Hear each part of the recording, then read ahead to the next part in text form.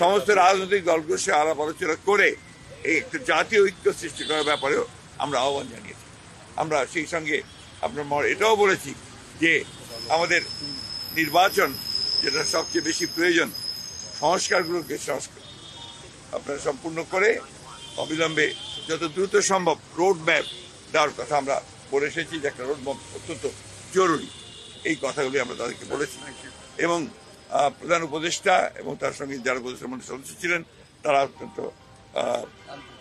শান্তিপূর্ণভাবে মনোযোগ সহকারে আমাদের কথাগুলো শুনেছেন এবং আমরা বিশ্বাস করি যে তাগুলো গুরুত্ব দিয়ে তারা এটাকে প্রয়োগ করার ব্যবস্থা করে। আরেকটা বিষয়, আমরা সমস্ত মামলাগুলো যেগুলো আমাদের সময় ফ্যাসিস্ট সরকার করেছিল এই মামলাগুলোকে প্রত্যাহারের ব্যাপারে আমরা দ্রুততার সঙ্গে ব্যবস্থা গ্রহণ করার জন্য আজকে আমাদের আসার মূল উদ্দেশ্য ছিল যে সাম্প্রতিককালে যে উদ্ভূত পরিস্থিতি, বিশেষ করে গত কয়েকদিন ধরে যে আইন শৃঙ্খলা পরিস্থিতি, পরিস্থিতি এবং আপনার ছাত্রদের কয়েকটি কলেজের সমস্যা নিয়ে, এই বিষয়গুলো নিয়ে আমরা আমাদের যে দলের পক্ষ থেকে যে আমাদের উদ্বেগ, সেই উদ্বেগের কথা আমরা তাকে জানিয়েছি এবং আমরা আশা করেছি যে আমরা প্রধান উপদেষ্টা তিনি তার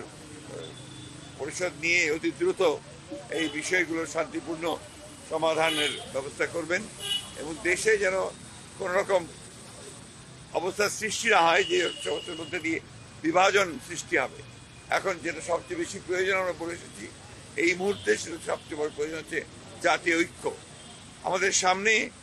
এখন অনেক বড় চ্যালেঞ্জ রয়েছে, সেই চ্যালেঞ্জগুলোকে মোকাবেলা করার জন্য বিশেষ করে যারা বাংলাদেশের স্বাধীনতা সার্বভৌমত্বের প্রতি হুমকি হয়ে দাঁড়ায় অথবা এর যে স্ট্যাবিলিটি এটাকে যারা বিনষ্ট করতে চায় তাদেরকে প্রতিহত করার জন্য প্রতিরোধ করার জন্য আমাদেরকে অবশ্যই একটা জাতীয় ঐক্য গড়ে তুলতে হবে। সেই কথাগুলো আমরা আপনাদেরকে বলে এসেছি। আমরা সেই সঙ্গে জনগণের যে দুর্ভোগ হচ্ছে, বিশেষ করে দ্রব্যমূল্যের ব্যাপারে, সেই বিষয়টি আমরা তাদের সামনে নিয়ে এসেছি যে যাতে করে দ্রব্যমূল্য কমানোর জন্য কাজ করা যায় এবং টিসিবি ট্রাকগুলোকে আমরা বাড়ানোর জন্য বলে এসেছি, আর প্রতি এলাকা ভিত্তিক বাড়ানোর জন্য বলে এসেছি। আমরা বলেছি যে আপনার যে ট্রাক চলাচল, যানবাহন চলাচল যদি নির্বিঘ্নে থাকে সেই বিষয় নিশ্চিত করার জন্য আমরা তাদেরকে অনুরোধ করছি। সেই সঙ্গে আপনার কৃষিতে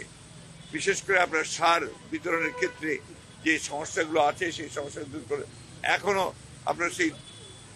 ফ্যাসিস্টদের দোসররা নিয়ন্ত্রণ করছে, সেগুলোকে আপনার মোটামুটিভাবে জনগণের পক্ষে যারা আছেন তাদেরকে নিয়ে আসে।